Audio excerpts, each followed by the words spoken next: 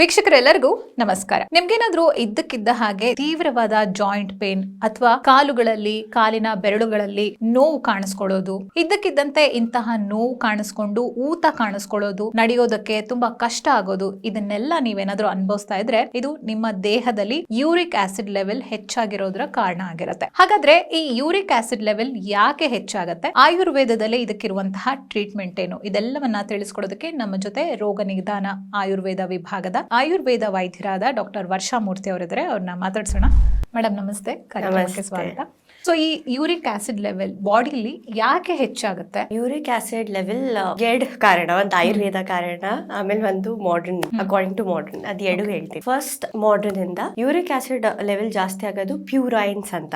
So ಬಾಡಿಯಲ್ಲಿ ಯಾವಾಗ ಪ್ಯೂರೈನ್ಸ್ level ಜಾಸ್ತಿ ಆಗುತ್ತೆ, ಪ್ಯೂರೈನ್ ನ ಚಯ ಅಪಚಯ ಮಾಡಿದಾಗ ಅದು ಇದು ಯೂರಿಕ್ ಆಸಿಡ್ ನ ಪ್ರೊಡ್ಯೂಸ್ ಮಾಡುತ್ತೆ. ಹಂಗಂದ್ರೆ ಪ್ಯೂರೈನ್ಸ್ ಬ್ರೇಕ್ ಡೌನ್ ಆದಾಗ ಅದು ಯೂರಿಕ್ ಆಸಿಡ್ ನ ಪ್ರೊಡ್ಯೂಸ್ ಮಾಡುತ್ತೆ. ಸೊ ಯೂರಿಕ್ ಆಸಿಡ್ ಅದರಿಂದ ಜಾಸ್ತಿ ಆಗೋದು. ಸೊ ಇವಾಗ ಏನ್ ಕಾರಣ ಇರ್ಬೋದು, ಇವಾಗ ಪ್ರೋಟೀನ್ ರಿಚ್ ಡಯಟ್ ಅಲ್ಲಿ ಪ್ಯೂರೈನ್ಸ್ ಅಂತ ಎಲಿಮೆಂಟ್ ಮಾಲಿಕ್ಯೂಲ್ ತುಂಬಾ ಜಾಸ್ತಿ ಇದೆ. ಸೊ ಅದರಿಂದ ಸೊ ಇವಾಗ ಇತ್ತೀಚೆಗೆ ಎಲ್ಲರೂ ಪ್ರೋಟೀನ್ ಡಯಟ್ ಅಂತ ಎಲ್ಲ ಹೇಳ್ತಾರೆ. ಸೊ ತುಂಬಾ ಎಕ್ಸೆಸಿವ್, ನಿಮ್ ಬಾಡಿಗೆ ಅಷ್ಟೊಂದು ಪ್ರೋಟೀನ್ ಬೇಕು ಇಲ್ಲ, ಅದನ್ನು ತುಂಬಾ ಕನ್ಸ್ಯೂಮ್ ಮಾಡ್ತಾರೆ. ಸೊ ಅದರಿಂದ ಯೂರಿಕ್ ಆಸಿಡ್ ಲೆವೆಲ್ ಜಾಸ್ತಿ ಆಗುತ್ತೆ. ಈವನ್ ಆಲ್ಕೋಹಾಲ್ ಇಂಟೇಕ್ ಇಂದ, ಹಂಗಂದ್ರೆ ಯಾರು ಮದಿರಾ ಪಾನ ಮಾಡ್ತಾರೆ ಯೂರಿಕ್ ಆಸಿಡ್ ಲೆವೆಲ್ ಜಾಸ್ತಿ ಇರುತ್ತೆ. ಆಮೇಲೆ ಇದನ್ನ ಆಯುರ್ವೇದದಲ್ಲಿ ಸೊ ಅದು ವಾತ ರಕ್ತದಲ್ಲಿ ಬರುತ್ತೆ. ಸೊ ವಾತ ರಕ್ತ ಬ್ರಾಡ್ ಕಾನ್ಸೆಪ್ಟ್ ಆಗಿದೆ, ಅದರಲ್ಲಿ ಯೂರಿಕ್ ಆಸಿಡ್ ಒಂದು ಪಾರ್ಟ್ ಅಗೇನ್. ಓಕೆ. ಸೊ ಇದು ವಾತ ಮತ್ತೆ ರಕ್ತ ದೃಷ್ಟಿಯಿಂದ ಆಗಂತದ್ದು. ಸೊ ವಾತಜ ನಿಧಾನ, ಹಂಗಂದ್ರೆ ಜಾಸ್ತಿ ಕೆಲಸ ಮಾಡೋದು, ಆಮೇಲೆ ಹೊಟ್ಟೆ ಹಶುನ ಹಂಗೆ ತಡ್ಕೊಂಡಿರೋದು, ಇಲ್ಲಾಂದ್ರೆ ಇವಾಗ ಇದು ಯೂರಿನ್ಗೆ ಹೋಗ್ಬೇಕು, ಇಲ್ಲಾಂದ್ರೆ ಮೋಷನ್ಗೆ ಹೋಗ್ಬೇಕು, ಆದ್ರೂ ಇಲ್ಲ ಇದು ಮೊದ್ಲು ಕೆಲಸ ಮುಗಿಸ್ಬಿಡ್ತೀನಿ ಆಮೇಲೆ ಹೋಗ್ತೀನಿ, ಅದ್ರಿಂದ ಎಲ್ಲ ವಾತದೋಷ ಜಾಸ್ತಿ ಆಗುತ್ತೆ. ಆಮೇಲೆ ರಕ್ತ ದೃಷ್ಟಿ, ತುಂಬಾ ಜಾಸ್ತಿ ಸೆಕೆಯಲ್ಲಿ ಓಡಾಡೋದು, ಆಮೇಲೆ ಇದು ಬರೀ ಸ್ಪೈಸಿ ಫುಡ್, ಹಂಗಂದ್ರೆ ತೀಕ್ಷ್ಣವಾದಂತದ ಊಟ ಮಾಡೋದು, ತುಂಬಾ ಜನಕ್ಕೆ ತುಂಬಾ ಸ್ಪೈಸಿ ಫುಡ್ ಎಲ್ಲ ಇಷ್ಟ ಇರುತ್ತೆ. ಸೊ ಇದರಿಂದ ಎಲ್ಲ ರಕ್ತದೃಷ್ಟಿ ಆಗುತ್ತೆ. ತುಂಬಾ ಕೋಪ ಮಾಡ್ಕೊಳೋದು, ಸೊ ಇದೆಲ್ಲ ರಕ್ತದೃಷ್ಟಿ ಕಾರಣ. ಸೊ ಇದೆಲ್ಲ ವಾತ ಮತ್ತೆ ರಕ್ತ ದೂಷಿತವಾದಿಂದ ಇದು ಯೂರಿಕ್ ಆಸಿಡ್ ಆಗುತ್ತೆ. ಓಕೆ. ಈಗ ಯೂರಿಕ್ ಆಸಿಡ್ ಜಾಸ್ತಿ ಆಗ್ತಾ ಇದೆ ಅಂದಾಗ ಅದಕ್ಕೆ ಇರೋ ಸಿಂಪ್ಟಮ್ಸ್ ಏನು? ಓಕೆ, ಸಿಂಪ್ಟಮ್ಸ್ ಏನು ಅಂದ್ರೆ ನೋಡಿ, ವಾತ ಮತ್ತೆ ರಕ್ತ ಎರಡೂ ಸಿಂಪ್ಟಮ್ಸ್ ಕಾಣಿಸ್ಕೊಳುತ್ತೆ. ಹೇಗೆ ಮಾಡರ್ನ್ ಅಲ್ಲಿ ಹೇಳ್ತಾರೆ, ಪಾದ ಉರಿ ಬರುತ್ತೆ, ಆಮೇಲೆ ಇನ್ಫ್ಲಮೇಷನ್ ಊತ ಬರೋದು, ಆಮೇಲೆ ಬೆಳಗ್ಗೆ ಎದ್ದ ತಕ್ಷಣ ಆಮೇಲೆ ರಾತ್ರಿ ತುಂಬಾ ಜಾಸ್ತಿ ಹಿಂಗೆ ದಾಹ ಆಗುತ್ತೆ ಕಾಲಲ್ಲಿ, ಅದು ನೋವು ಬರೋದು, ನೋವು ವಾತದ್ದು, ಉರಿ ಎಲ್ಲ ರಕ್ತ ಮತ್ತೆ ಪಿತ್ತದೃಷ್ಟಿಯಿಂದ ಆಗಂತದ್ದು. ಸೊ ಇದೆಲ್ಲ ಸಿಂಪ್ಟಮ್ಸ್ ಕಾಣಿಸ್ಕೊಳ್ಳುತ್ತೆ. ಆಮೇಲೆ ಎಸ್ಪೆಷಲಿ ಇದು ಟೋ, ಬಿಗ್ ಟೋ ಇರುತ್ತಲ್ಲ, ಅದ್ರಲ್ಲಿ ಪೇನ್ ಆಗುತ್ತದೆ, ಹೆಬ್ಬೆರಳಲ್ಲೇ ಹೆಚ್ಚಾಗಿ ನೋವು ಕಾಣಿಸ್ಕೊಳ್ಳುವಂಥದ್ದು. ಅಂದ್ರೆ ಈ ಸಿಂಪ್ಟಮ್ಸ್ ಎಲ್ಲ ಕಾಣಿಸ್ಕೊಳ್ಳುತ್ತಲ್ವಾ, ಇದ್ರ ಜೊತೆಗೆ ಒಂದು ಟರ್ಮ್ ಯೂಸ್ ಮಾಡ್ತಾರೆ, ಯೂರಿಕ್ ಆಸಿಡ್ ಕ್ರಿಸ್ಟಲ್ ಅಂತ. ಈ ಕ್ರಿಸ್ಟಲ್ ಯಾಕೆ ಫಾರ್ಮ್ ಆಗುತ್ತೆ? ಸೊ ಬಾಡಿಯಲ್ಲಿ ಜಾಸ್ತಿ ಯೂರಿಕ್ ಆಸಿಡ್ ಪ್ರೊಡ್ಯೂಸ್ ಆಗುತ್ತೆ, ಅವಾಗ ಅದು ರಕ್ತದಲ್ಲಿ ಡಿಸಾಲ್ವ್ ಆಗೋದಿಲ್ಲ, ಸರ್ಕ್ಯುಲೇಷನ್ ಅಲ್ಲಿ ಡಿಸಾಲ್ವ್ ಆಗೋದಿಲ್ಲ. ಕಿಡ್ನಿ ಅದನ್ನ ಎಲಿಮಿನೇಟ್ ಮಾಡಕ್ಕೆ, ಹಂಗಂದ್ರೆ ಆಚೆ ತಳ್ಳಕ್ಕೆ ಟ್ರೈ ಮಾಡುತ್ತೆ, ಆದ್ರೆ ಅದು ಆಗೋದಿಲ್ಲ. ಬಿಕಾಸ್ ಅದ್ರ ಕೆಪಾಸಿಟಿ ಎಷ್ಟಿದೆ ಅಷ್ಟೇ ಅದು ಎಲಿಮಿನೇಟ್ ಅವ್ರ ಆಚೆ ಹಾಕಕ್ಕಾಗುತ್ತೆ. ಸೊ ಅದೆಲ್ಲ ಸಮೂಹ ಮಾಡ್ಕೊಂಡು ಒಟ್ಟಿಗೆ ಕಟ್ಕೊಂಡ್ಬಿಡುತ್ತೆ. ಸೊ ಅದರಿಂದ ಕ್ರಿಸ್ಟಲ್ ಫಾರ್ಮ್ ಆಗುತ್ತೆ. ಈ ಕಿಡ್ನಿ ಸ್ಟೋನ್ಸ್ ಬೇರೆ ಇದೆ ಬೇರೆ? ಹೌದು, ಕಿಡ್ನಿ ಸ್ಟೋನ್ಸ್ ಬೇರೆ, ಇದು ಬೇರೆ. ಬಿಕಾಸ್ ಇದು ಗಂಟಲ್ಲೂ ಹೋಗ್ಬಿಟ್ಟು ಸೇರ್ಕೊಳ್ಳುತ್ತೆ, ಅದೇ ಕಿಡ್ನಿ ಸ್ಟೋನ್ಸ್ ಬರೀ ಕಿಡ್ನಿದಲ್ಲೇ ಇರುತ್ತೆ. ಸೊ ಆಯುರ್ವೇದದಲ್ಲಿ ಯಾವ ರೀತಿಯಾದಂತಹ ಅಪ್ರೋಚ್ ಅಥವಾ ಸೊಲ್ಯೂಷನ್ ಈ ಒಂದು ಕಂಡೀಷನ್ಗೆ ಇದೆ?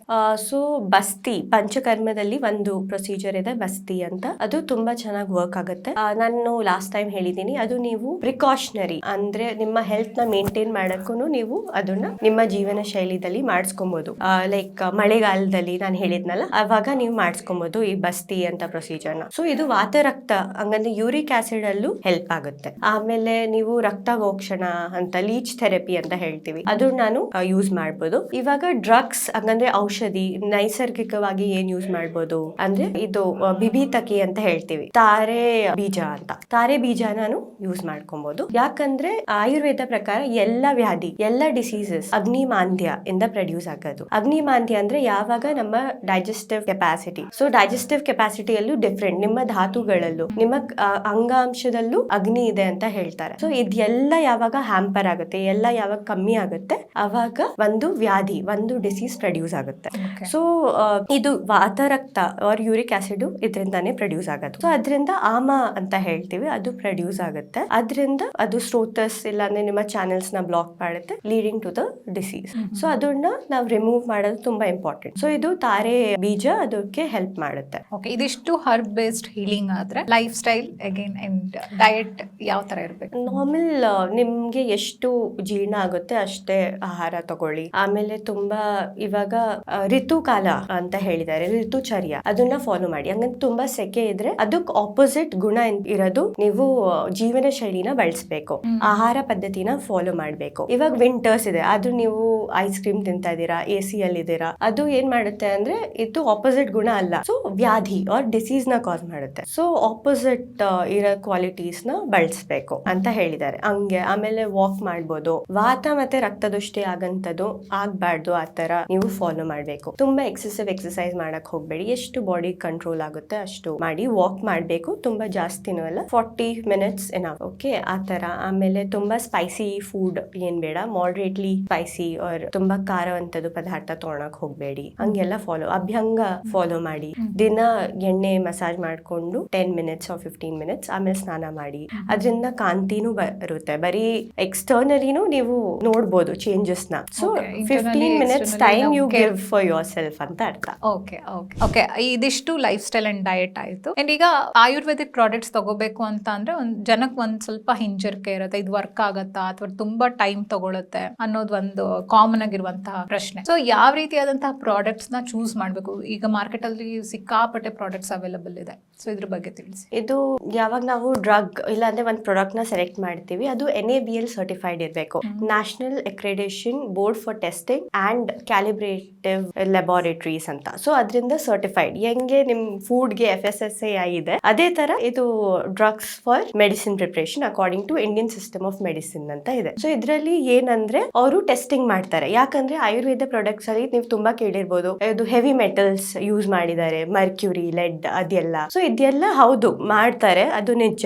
ಆದ್ರೆ ಅದನ್ನ ಶೋಧನ ಪ್ರೊಸೀಜರ್ ಮಾಡ್ತಾರೆ, ಹಂಗಂದ್ರೆ ಪ್ಯೂರಿಫಿಕೇಶನ್ ಮಾಡ್ತಾರೆ. ಅದು ನಮ್ಮ ಸಂಹಿತದಲ್ಲಿ ಬರ್ದಿದೆ. ಸೊ ಈ ತರ ಪ್ಯೂರಿಫೈ ಮಾಡಿದಾಗ ಅದು ಟಾಕ್ಸಿಸಿಟಿ, ಅದ್ರದ್ದು ಕೆಟ್ಟ ಗುಣ, ಮಲಿನ ಗುಣ ಅದು ತುಂಬಾ ಹೋಗಿ ಬಿಡುತ್ತೆ, ಅದು ಇರೋದಿಲ್ಲ. ಅವಾಗೆ ಅದನ್ನ ಯೂಸ್ ಮಾಡೋದು ಅಂತ. ಸೊ ಅದೆಲ್ಲ ದೊಡ್ಡ ದೊಡ್ಡ ಕಂಪನೀಸ್ ಅದೆಲ್ಲ ಮಾಡುತ್ತೆ ಅಂಡ್ ಸರ್ಟಿಫೈ ಮಾಡಿಸ್ಕೊಳುತ್ತೆ ಫ್ರಮ್ NABL. ಅವರು ಪರೀಕ್ಷಣೆ ಮಾಡ್ತಾರೆ. ಸೊ ಅದು ಹೆವಿ ಮೆಟಲ್ಸ್ ನ ಈ ತರ ಎಲಿಮಿನೇಟ್ ಮಾಡುತ್ತೆ. ಓಕೆ, ಇದು ಹ್ಯೂಮನ್ ಕನ್ಸಂಪ್ಷನ್, ಹಂಗಂದ್ರೆ ಮನುಷ್ಯ ಇದನ್ನ ಯೂಸ್ ಮಾಡಬಹುದು, ಇದರಿಂದ ಟಾಕ್ಸಿಕ್ ಎಫೆಕ್ಟ್ ಬರೋದಿಲ್ಲ ಅಂತ. ಸೆಕೆಂಡ್, ನಾವು ಹೋದಾಗ ಡ್ರಗ್ ಸ್ಟ್ಯಾಂಡರ್ಡೈಸ್ಡ್ ಇರಬೇಕು, ಹಂಗಂದ್ರೆ ಅದನ್ನ ಅಡಲ್ಟ್ರೇಟೆಡ್ ಇರಬಾರ್ದು. ಅಡಲ್ಟ್ರೇಟೆಡ್ ಅಂದ್ರೆ ಇವಾಗ ನಾನು ಒಂದು ಪ್ಲಾಂಟ್ ಯೂಸ್ ಮಾಡ್ತಾ ಇದೀನಿ, ಅದು ಪ್ಯೂರಿಟಿ ಅದೇ ಇರಬೇಕು, ಅದು ಬೇರೆ ಯಾವ್ದು ಕಮ್ಮಿ ಪ್ರೈಸ್ಡ್ ಇರಬಾರ್ದು ಅಂತ, ಅದನ್ನ ಅಡಲ್ಟ್ರೇಷನ್ ಅಂತ ಹೇಳ್ತಾರೆ. ಆ ತರ ಇರಬಾರ್ದು, ಅದೆಲ್ಲ ನೋಡ್ಕೊಳೋದು NABL. ಸೊ ಇದೆಲ್ಲ ಸರ್ಟಿಫೈಡ್ ಇರಬೇಕು. ಸೊ ನೀವ್ ಯಾವಾಗ ತಗೊಂತೀರಾ ಅವಾಗ ಪ್ಯಾಕೇಜಿಂಗ್ ನೋಡಿ.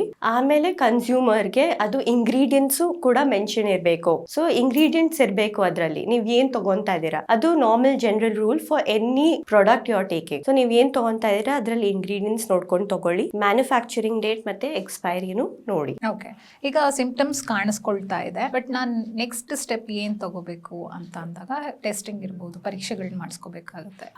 ನೀವು ನಿಮ್ಗೆ ಸಿಂಪ್ಟಮ್ಸ್ ಬಂದಾಗ ಯೂಟ್ಯೂಬ್ ಮತ್ತೆ ಗೂಗಲ್ ಕೇಳಕ್ ಹೋಗ್ಬೇಡಿ, ಬಿಕಾಸ್ ಅದೆಲ್ಲ ಎಕ್ಸ್ಟ್ರೀಮ್ ರೆಸ್ಪಾನ್ಸಸ್ ತೋರ್ಸೋದು. ಸೊ ಮೊದ್ಲು ಹೋಗ್ಬಿಟ್ಟು ನಿಮ್ಮ ಡಾಕ್ಟರ್ ಹತ್ರ ತಿಳ್ಕೊಬಹುದು. ಇಲ್ಲ ಅಂದ್ರೆ ಬ್ಲಡ್ ಟೆಸ್ಟ್, ಸಿಂಪಲ್ ವಾದಂತದ್ದು ಬ್ಲಡ್ ಟೆಸ್ಟ್ ಮಾಡಿಸಿ. ಕಿಡ್ನಿ ಫಂಕ್ಷನ್ ಟೆಸ್ಟ್ ಅಂತ ಹೇಳ್ತೀವಿ, ಅದರಲ್ಲಿ ಒನ್ ಆಫ್ ದ ಪಾರ್ಟ್ ಇರೋದು uric acid, serum uric acid ಅಂತ. ರಕ್ತದಲ್ಲಿ ಅದು ಗೊತ್ತಾಗುತ್ತೆ ಎಷ್ಟು ಇದೆ ಅಂತ. ಸೊ ತುಂಬಾ ಜಾಸ್ತಿ ಹೆಚ್ಚಿಗೆ ಇದ್ದಾಗ ನಿಮ್ಮ ಡಾಕ್ಟರ್ ನ ಕನ್ಸಲ್ಟ್ ಮಾಡ್ಬಿಟ್ಟೆ ಮೆಡಿಸಿನ್ಸ್ ತಗೊಳ್ಳಿ. ಗೂಗಲ್ ಅಲ್ಲಿ ಸರ್ಚ್ ಮಾಡ್ಬಿಟ್ಟು, ಇಲ್ಲ ಅಂದ್ರೆ ಯಾವ್ದನ್ನ ಸರ್ಚ್ ಇಂಜಿನ್ ಅಲ್ಲಿ ಸರ್ಚ್ ಮಾಡ್ಬಿಟ್ಟು ಮೆಡಿಸಿನ್ ತಗೊಳಕ್ ಹೋಗ್ಬೇಡಿ. ಹೋಮ್ ರೆಮಿಡೀಸ್ ಅಂತ ನೋಡಕ್ ಹೋಗ್ಬೇಡಿ. ಡಾಕ್ಟರ್ ಹೋಮ್ ರೆಮಿಡೀಸ್ ಹೇಳಿದಾಗ okay, but common man, influencer ಅಂತ ಹೇಳ್ತೀವಿ, ಅವರಿಂದ ಪ್ಲೀಸ್ ತಗೊಳಕ್ ಹೋಗ್ಬೇಡಿ, ಆಯ್ತಾ. ಆಮೇಲೆ ಎಲ್ಲಾರು ಆಯುರ್ವೇದನೇ ಬ್ಲೇಮ್ ಮಾಡೋದು, ಆಯುರ್ವೇದ ಅದರ ಕಾರಣ ಅಲ್ಲ, ನೀವೇ ನಿಮ್ಮ ಹೆಲ್ತ್ ಗೆ ಜವಾಬ್ದಾರಿ. ಸೊ ಒಂದು ಸರ್ಟಿಫೈಡ್ ಡಾಕ್ಟರ್ ಹತ್ರ, ಯಾರು ಓದಿದ್ದಾರೆ ಅವ್ರ ಹತ್ರ ಹೋಗ್ಬಿಟ್ಟು ಮೆಡಿಸಿನ್ ನ ತಗೊಳ್ಳಿ. ಓಕೆ, ತುಂಬಾ ಒಳ್ಳೆ ಮಾತನ್ನ ಹೇಳಿದ್ರಿ. ಯಾಕಂದ್ರೆ ಗೂಗಲ್, ಯೂಟ್ಯೂಬ್ ಇದರಿಂದ ಕೆಲವು ಸಲ ಉಪಯೋಗನೂ ಆಗುತ್ತೆ. ಅದ್ರ ಜೊತೆಗೆ ಯಾವ್ದಾದ್ರು ಒಂದು ಹೆಲ್ತ್ ಕಂಡೀಷನ್ ಪರ್ಟಿಕ್ಯುಲರ್ಲಿ ನಾವು ಸರ್ಚ್ ಮಾಡಿದಾಗ ಎಕ್ಸ್ಟ್ರೀಮ್ ರೆಸ್ಪಾನ್ಸಸ್ ನ ಅದು ತೋರಿಸುತ್ತೆ. ಹೌದು. ಸೊ ಹಾಗಾಗಿ ಸೆಲ್ಫ್ ಮೆಡಿಕೇಶನ್, ಸೆಲ್ಫ್ ಡಯಾಗ್ನೋಸಿಸ್ ನ ನೀವು ಪ್ರಿಫರ್ ಮಾಡದೆ ಡಾಕ್ಟರ್ನ ಹೋಗಿ ಕನ್ಸಲ್ಟ್ ಮಾಡಿ. ಅಂಡ್ ನೀವು ಹೇಳಿದಂತಹ ಒಂದು ಸಿಂಪಲ್ ರೊಟೀನ್ ನ ಫಾಲೋ ಮಾಡೋದು ಕೂಡ ಹೆಲ್ಪ್ ಆಗುತ್ತೆ. ಥ್ಯಾಂಕ್ ಯು ಸೋ ಮಚ್ ಇಷ್ಟೆಲ್ಲ ಮಾಹಿತಿಯನ್ನ ತಿಳಿಸ್ಕೊಡ್ತೀನಿ. ನೋಡಿದ್ರಲ್ಲ ವೀಕ್ಷಕರೇ, ಈ ತರ ಏನಾದ್ರೂ ಜಾಯಿಂಟ್ ಪೇನ್ ಅಥವಾ ಸ್ವೆಲ್ಲಿಂಗ್ ಕಾಣಿಸ್ಕೊಳ್ತಾ ಇದ್ರೆ ಅದು ಟಾಕ್ಸಿನ್ ಬಿಲ್ಡಪ್ ಇಂದ ಆಗಿರುತ್ತೆ. ಇಂತಹ ಸಿಗ್ನಲ್ಸ್ ನಿಮ್ ಬಾಡಿ ಪಾಸ್ ಮಾಡ್ತಾ ಇದ್ರೆ ದಯವಿಟ್ಟು ಅದನ್ನ ಇಗ್ನೋರ್ ಮಾಡದೆ ತಕ್ಷಣ ತಜ್ಞರನ್ನ ಭೇಟಿ ಮಾಡಿ. ನಿಮ್ಗೂ ಆಯುರ್ವೇದ ಪರಿಹಾರ ಬೇಕು ಅಂದ್ರೆ ಈ ಒಂದು be better uric Urja product ಅನ್ನ ಬಳಕೆ ಮಾಡಬಹುದು. ಇದು ಕೇವಲ ಸಿಂಪ್ಟಮ್ಸ್ ನ ಸಪ್ರೆಸ್ ಮಾಡೋದಲ್ಲದೆ ರೂಟ್ ಕಾಸ್ ನ ಐಡೆಂಟಿಫೈ ಮಾಡಿ ಅದನ್ನ ಟ್ರೀಟ್ ಮಾಡುತ್ತೆ. ಇದರ ಕೀ ಬೆನಿಫಿಟ್ಸ್ ಏನು ಅಂತ ನೋಡಿದ್ರೆ ಯೂರಿಕ್ ಆಸಿಡ್ ಲೆವೆಲ್ಸ್ ನ ನ್ಯಾಚುರಲ್ ಆಗಿ ಕಮ್ಮಿ ಮಾಡುತ್ತೆ, ಇನ್ಫ್ಲಮೇಷನ್ ನ ಕಮ್ಮಿ ಮಾಡುತ್ತೆ, ಜಾಯಿಂಟ್ ಹೆಲ್ತ್ ನ ಸಪೋರ್ಟ್ ಮಾಡಿ ಡೈಜೆಷನ್ ನ ಇಂಪ್ರೂವ್ ಮಾಡುತ್ತೆ ಮತ್ತು ಬಾಡಿಲಿ ಇರುವಂತಹ ಟಾಕ್ಸಿನ್ಸ್ ನ ಕಂಪ್ಲೀಟ್ ಆಗಿ ರಿಮೂವ್ ಮಾಡುತ್ತೆ. ಇದರ ಜೊತೆಗೆ ಪದೇ ಪದೇ ಈ ಸಮಸ್ಯೆ ಪುನರಾವರ್ತನೆ ಆಗೋದನ್ನ ಕೂಡ ಈ ಪ್ರಾಡಕ್ಟ್ ತಡೆಗಟ್ಟುತ್ತೆ. ಹೀಗಾಗಿ ನಿಮ್ಮ ಆರೋಗ್ಯದ ಕಡೆ ಗಮನ ವಹಿಸಿ, ನಿಮ್ಮ ಆರೋಗ್ಯ ನಿಮ್ಮ ಕೈಯಲ್ಲೇ ಇರಿಸ್ಕೊಳ್ಳಿ ಅಂತ ಹೇಳ್ತಾ